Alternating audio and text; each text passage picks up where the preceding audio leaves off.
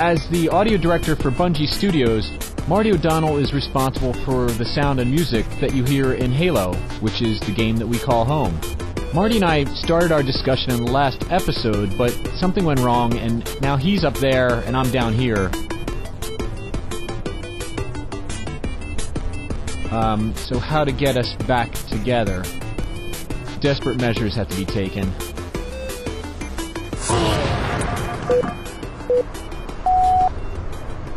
Oh, good. There you are, Marty. Sorry, I had trouble with the teleporter. So let's move. Okay.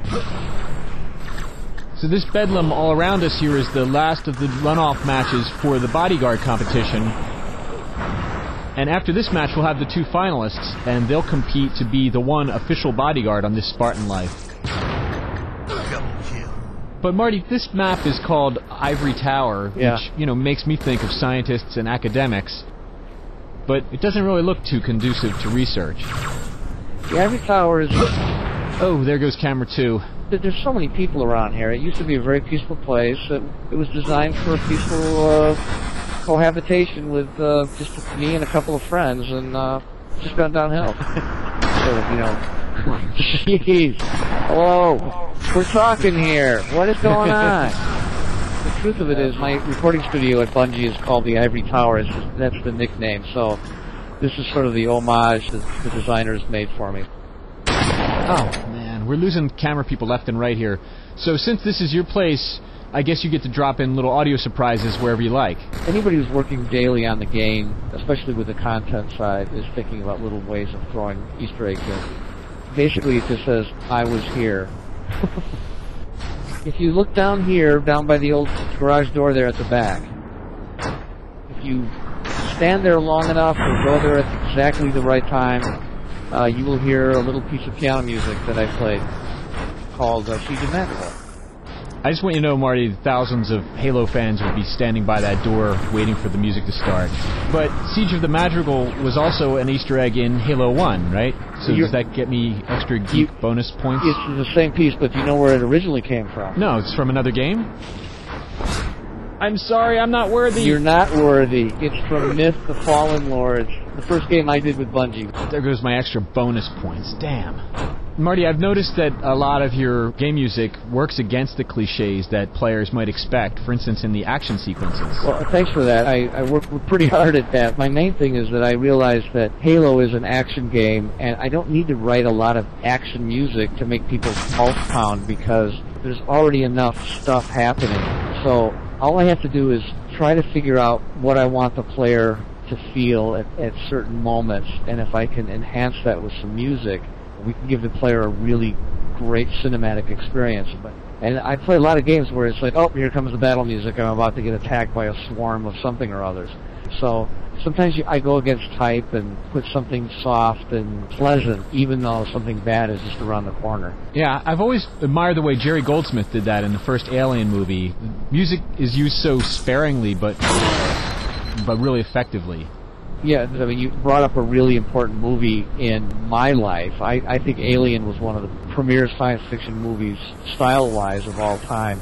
And of course, you can tell the influence Alien, and Aliens especially, had over at Bungie.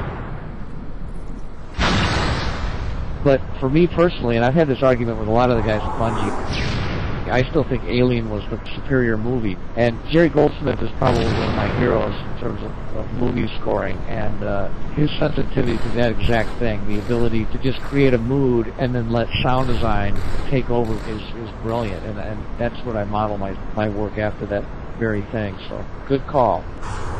You know, maybe if you guys hadn't given us so many choices of firearms here, we'd be having this conversation in a more peaceful setting. We just created the space. It's the people who are violent. We have the guns laying around as part of as an aesthetic. It's just sort of a feng shui thing. I like to jump up in this planter and listen to the birds. Hear that? Marty, can you hear the birds over the gunfire? There shouldn't be birds here. What is this?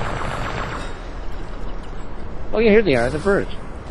Of course there's birds here. This is like a little nature sanctuary. Oh yeah, so peaceful here.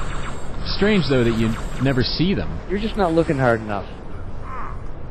They like to go up by the glass there above the palm trees. Yep, there's another one. Where? Did you see it? No, damn, I missed it again. Yeah, you know, people sometimes just aren't fast enough to see them. It's hard. They're very small. You know, we talk a lot on this show about the ways that players take games beyond what was originally intended, and there's some great scholarship on emergent gameplay that I've read. So how do people like you, the authors of the games themselves, feel about that sort of thing?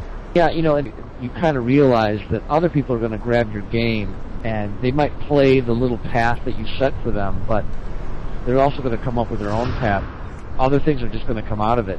And the emergent part is actually bigger probably than anything we ever anticipated. Between Machinima, the Warthog Jump movies, to Red vs. Blue, and to Spartan Life, it's really satisfying to see that extended life to this universe happen before our very eyes. It's cool. The cameraman's having trouble. Whoa! Oops. Oh, maybe it wasn't such a great idea. Hey! Just because Bungie made a destructible planter doesn't mean you have to destroy it. I don't know what we did to get on their bad side, but it looks like they're surrounding us out there. I'm used to having a double, you know. I'm used to having a stuntman for me on these kind of things. Somehow this is starting to remind me of that final scene in Butch Cassidy and the Sundance Kid, you know? It's only a moment. So, I really want to thank you for being on This Spartan Life, Marty. This was a blast. Are you ready? Yeah. Next time, let's just go to Bolivia. Woohoo! Guys, sucker!